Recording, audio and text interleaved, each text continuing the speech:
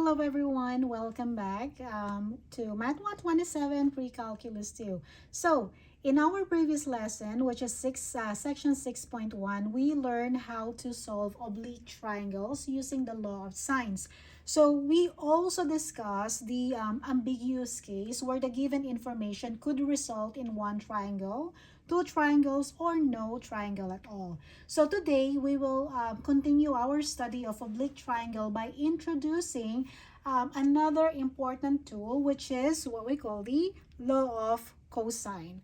Okay, so in this case, this formula allows us to solve triangles when the law of sine cannot be applied directly. Remember those type of triangle or given values in the triangle wherein we can apply the sine law, such as, for example, the SAA or the ASA and the SSA. Okay, all right, in this case, this formula is applicable if, for example, you do have what we call the given value, such as the side, angle side, and then all the sides are given. If that's the case, then the law of cosine is applicable to solve the triangle.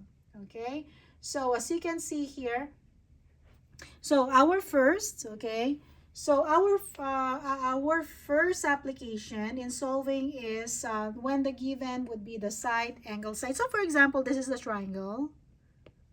Okay, if we do have the given side and then included angle and then another side right here. Okay, so therefore, once again, a cosine law can be applied here in order for us to solve the other two angles here and then this opposite side of that given angle. Another is, for example, if this is the triangle, oblique triangle, if all the sides here are given, then therefore, once again, this cosine law is applicable. Okay, all right, now let's go ahead and move on with the formula. So again, recall that an oblique triangle is a triangle that does not contain a right angle. So in section 1, like I mentioned, we use the law of sines when we knew an angle relationship. So today, we will learn how to solve triangles when we know, again, two sides are given and then an included angle is also given there and when all sides are known. So the law of cosine states that if you have those sides right there, then therefore we do have the a squared is equal to b squared plus c squared minus 2 times b times c cosine angle A. Okay, so see, you will see the pattern here that, for example, the isolated side here is A, then opposite to that isolated side is its angle, okay, which is in here. That would be the cosine, that given angle. Now, same, that goes here, okay, and then, of course, we do have those given values on the sides, for example, and then the product, okay? All right, I hope you see the pattern within that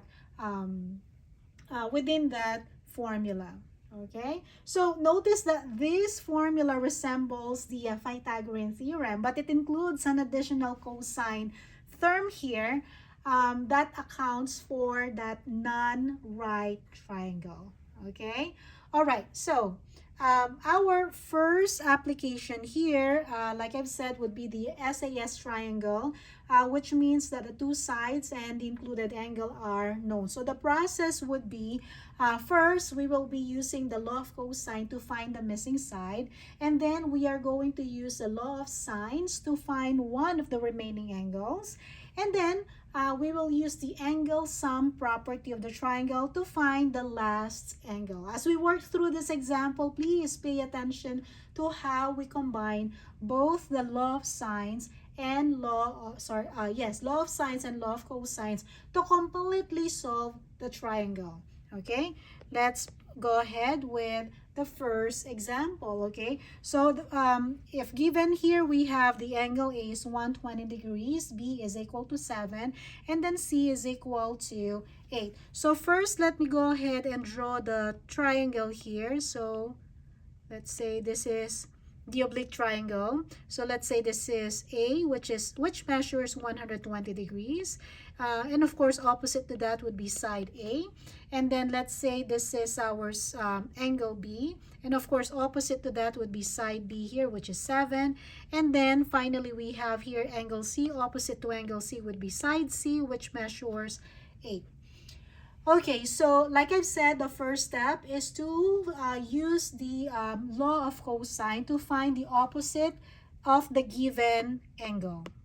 Okay, so now I'm going to use that a squared is equal to b squared plus c squared, and then minus the 2b and then c, the 2 given there twice, that product, and then cosine, that opposite of that unknown, which is the cosine angle A.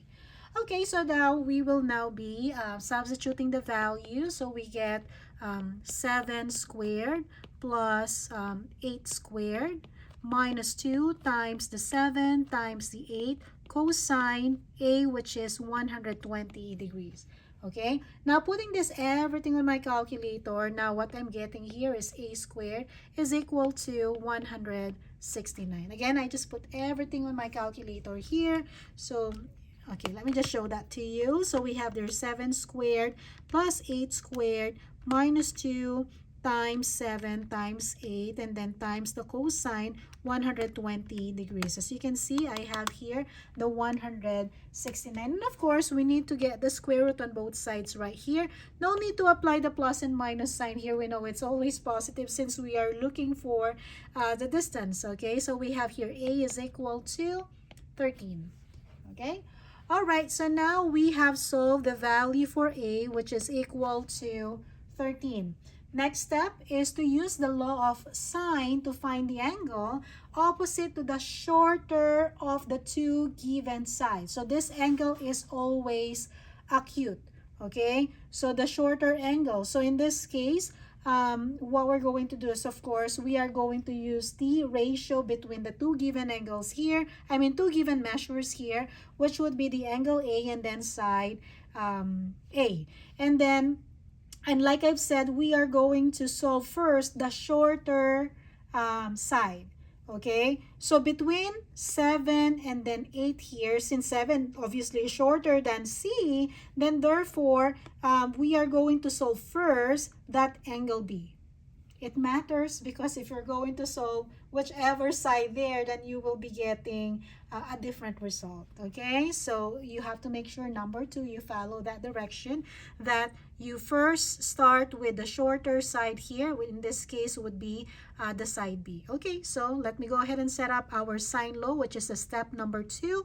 So we have A over, let me change that color. So A over sine A is equal to B over sine B. Okay, so we have 13 over sine 120 degrees is equal to B over sine B. Okay, now we'll do the cross multiplication here. So we have B is equal to inverse sine. Okay, so we have here that 7 sine 120 degrees over that 13. Okay, so this is now approximately equal to, approximately equal to a 0.4663. Okay, sorry, not this one. This is the one that I have solved. Let me put everything here, okay, on my calculator. That angle B is approximately equal to 28 degrees. I'll make it whole number. Okay, there you go. Okay, so now let's go now with the ignore this portion right here. Okay, all right, now since we already have the value for angle B here, step number 3. Okay, so step number 3 now, find the third angle by subtracting the measure of the given angle and then the angle that we have found on step number 2 from the 180 degrees. Okay, so again, we all know that if you add everything here, that would equal to 180 degrees. So therefore, angle C is equal to 180 minus those measures of the angle. And so now angle C is equal to 32 degrees. Okay? All right, so there you go. So these are now the measurements that are unknown in this problem. Okay? So again, that is the technique that we are using for whenever we do have those SAS measurements here. Okay? Given measures. All right, now let's go ahead and proceed with the SSS triangle. Okay, so for the SSS triangle, so these are the steps. So once again, next, again, since we no longer have, we do not have values for the angles, the law of sines definitely cannot be used immediately. Instead, we begin with the law of cosines and then determine the angle. Okay, so once again, the good strategy here is, again, find the angle opposite to the longest side first. That's the first step. Second, use the law of sine to find another angle. Okay, and then third, use the angle sum property to determine the remaining angle. Okay, so again, if the previous steps here, we said that the second step here is always start with the opposite of the shorter side. Okay, you have to remember that. On this case right here for the SSS, we need to start with the longest side. So you need to be careful on which one you start with. Otherwise, you may get a different result. Okay? All right, so moving on to that example. So given here, so let me just go ahead and draw first the triangle. So let's say this is the triangle A, B, and then C. Okay, where side A is equal to 8, and then side B is equal to 10, and then side C is equal to 5. Okay, all right, so now first I am going to use a formula from the cosine law. Like I've said, you need to start with the longest side. Okay, what is the longest side here? It's B. Okay, so therefore I am going to solve now the angle B. All right, so now I will have a formula which is the b squared is equal to a squared plus the c squared minus 2ac cosine angle B. Okay, all right, now we do now substitute all the values. You can do formula transformation if you want to start with that, or you can go directly with the substitution. So we have here 10 squared is equal to 8 squared plus the 5 squared minus the 2 times the 8 times the 5 and then cosine B. Okay, so now we have here 100, 64, 25, and then here minus, we have here 2 times 8 times 5, we get 80 cosine B. Okay, let's isolate the cosine B here. Let me go ahead and add this 2. So we have 100, now 64 plus 25, we get 89.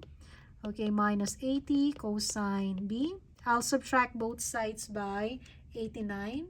So now we get 11 here is equal to negative 80 cosine B. Okay, and then after that, I just need to get, okay, yeah. So I just need to get, divide both sides by 80. Okay, so now we get here a cosine B is equal to negative 11 over 80. Okay, all right. So let me just go ahead and do, okay, so now let's go ahead and do the, what they call this, the inverse function for the cosine. Okay, so now we get cosine inverse B. So inverse, cosine. Inverse of cosine, we have there negative 11 over 80. Okay, all right. So in this case now, since the cosine B, okay, is negative, then therefore B is, again, angle B is an obtuse angle. Okay, so once again, since the cosine B is negative, then therefore angle B there would be an obtuse angle.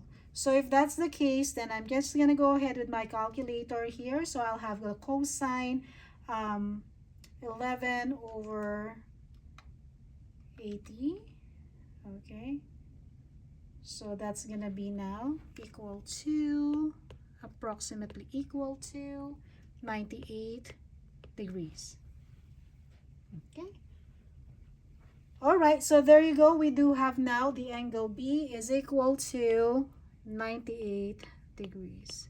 Okay, so now let's do the step number 2. So we are going to use the law of sine now to find either of these two remaining acute angles. Okay, so well, you can pick whichever at this point with step number 2. You can pick with whichever angle you want to solve. Okay, so there's no shorter or the bigger angle here. Okay, all right, so let's say you want to solve first the angle A.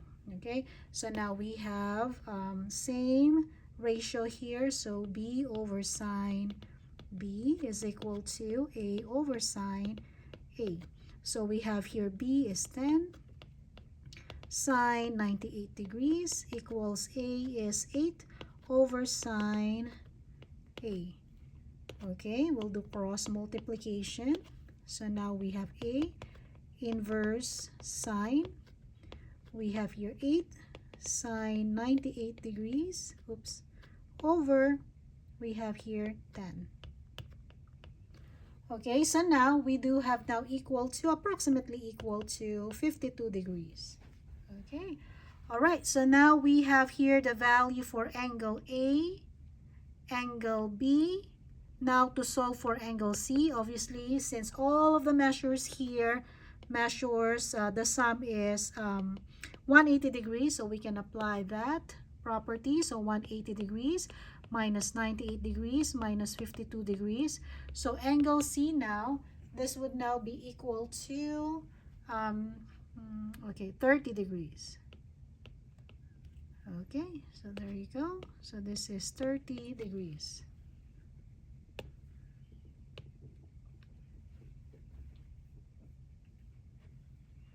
Okay, that's the example whenever you have that measurements given for all those sides. Okay, all right, now let's go ahead and work on with an application here.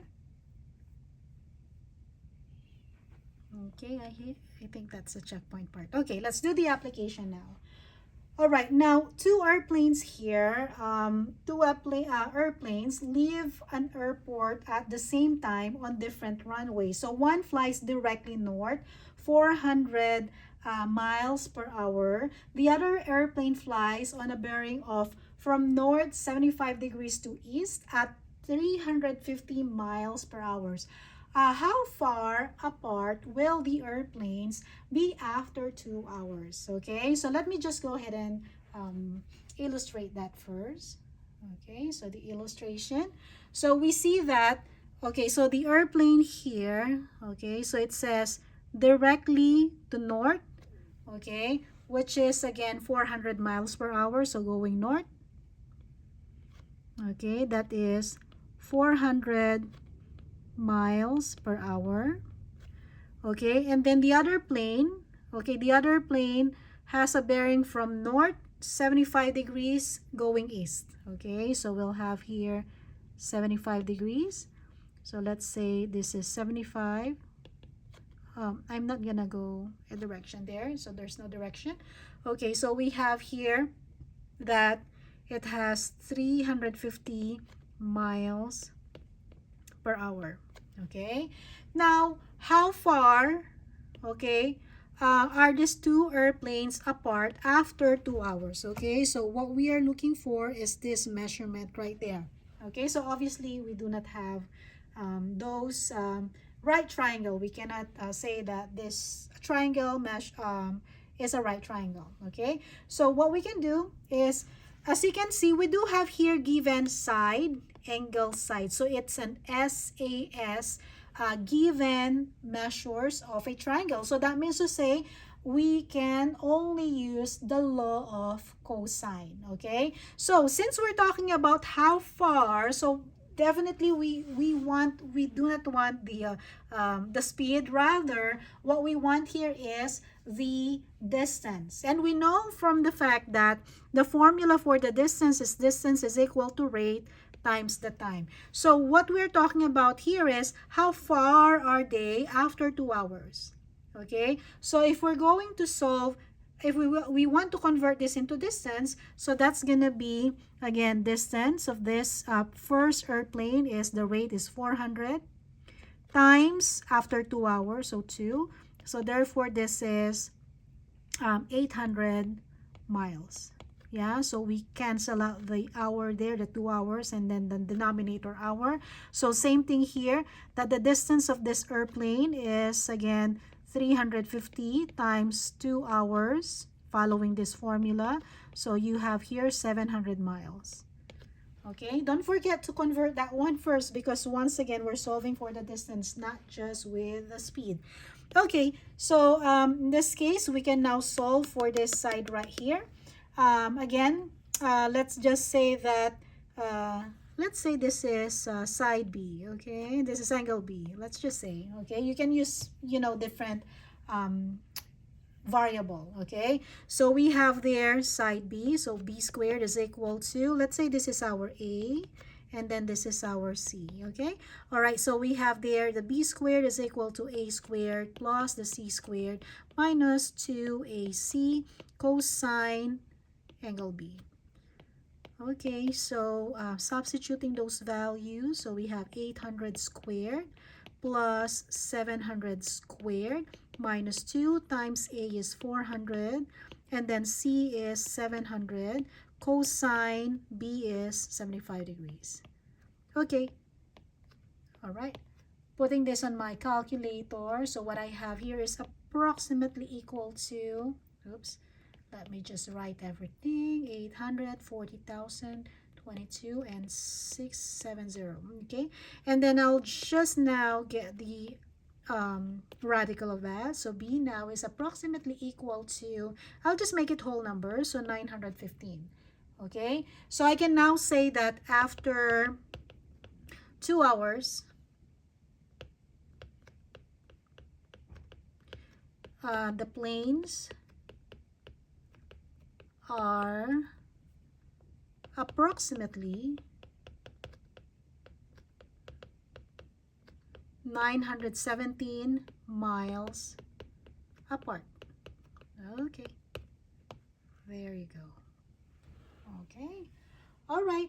So again, this is just one of those again applications. So we still have one more application here, but I want you to do it on your own. Okay, so once again, before moving on the next section of this chapter, please try the checkpoint problem on your own. So use the information provided in the diagram to find the distance across the lake. So think carefully about which side, angle, and formula should be used first, okay? So again, just to sum up with everything that we did for this section.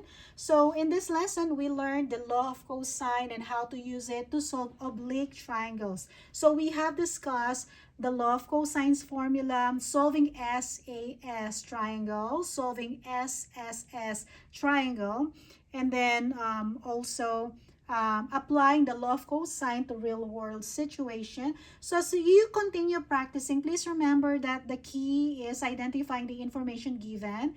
If you have an angle-side relationship, the law of sines may be appropriate. Okay, so if you have SAS or SSS information, definitely the law of cosine is often the best place to start. Okay, all right, so once again, thank you for watching, and I'll see you in the next lesson.